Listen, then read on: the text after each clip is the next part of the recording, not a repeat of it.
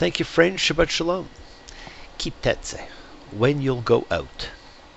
Once again, we have a fascinating Torah portion with a lot of crisscrossing items covered. It talks about what happens with war captives. It examines rights of the firstborn, laws about sexual relations, sacred prostitutes, laws about marriage and divorce. What happens if you like one wife more than the other? The very strange levirate marriage situation. The non-mixing of things like men's and women's clothing, crops, linen and wool, and sundry commands.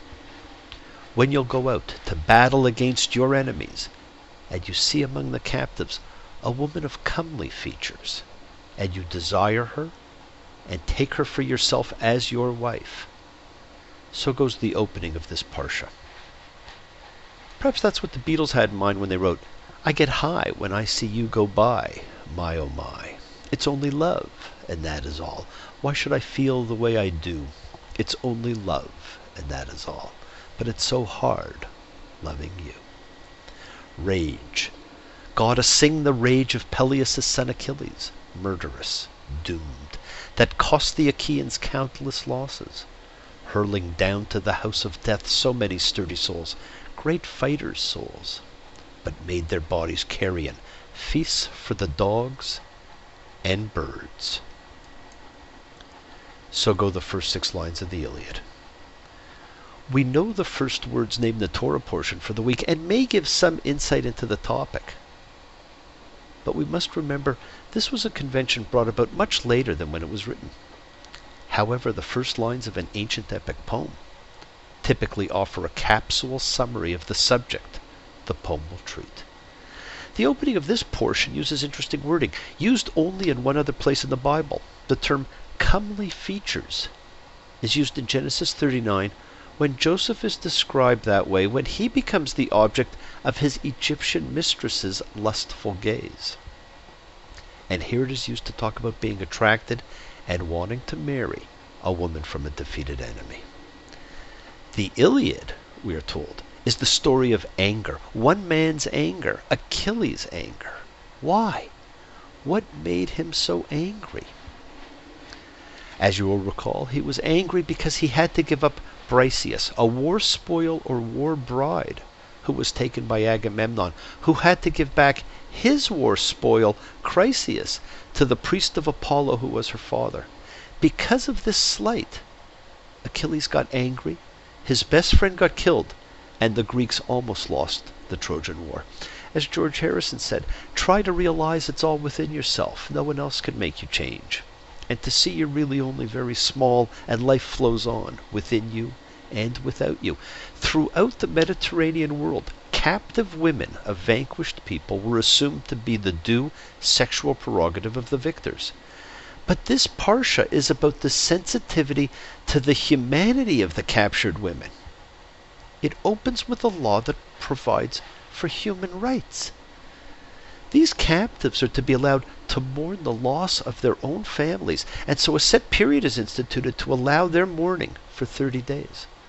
The soldier is not permitted to rape her, and she has full rights of divorce.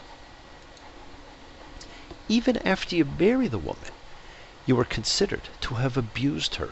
The word used is the same word as for afflict and for rape. And so the suggestion is that sexual exploitation of captive women, even in a legally sanctioned arrangement, is tantamount to rape.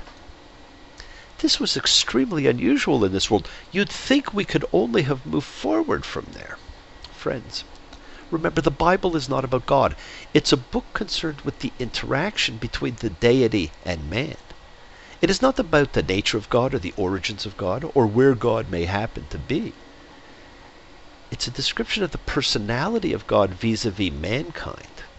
And the story that captures it so well is one from Exodus 34, the scene of the ultimate human experience with God when he is described as being torn between justice and mercy. Here we are told that he can be merciful and gracious, slow to anger, and abounding in kindness and faithfulness. This becomes the picture of a God who can get angry but doesn't stay angry, who sees the vastness of human wrongdoing and threatens to wipe them out, but doesn't wipe them out. He is a God who forgives, who is compassionate, and here he is, concerned with the treatment of captives. Last week in Deuteronomy 18:21, one of the most important questions in the Bible was asked. How shall we know?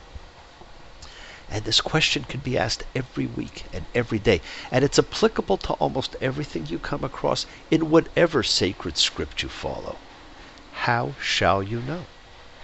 And remember, friends, there is a psychological point that people may miss the obvious and turn towards the comfortable. And sometimes the comfortable is the belief there is more to something than it appears. Interestingly enough, there is no real law regarding marriage and divorce. In this parsha, Deuteronomy 24:1 is assumed to be the biblical law of divorce, but it is not. It governs only a specific instance.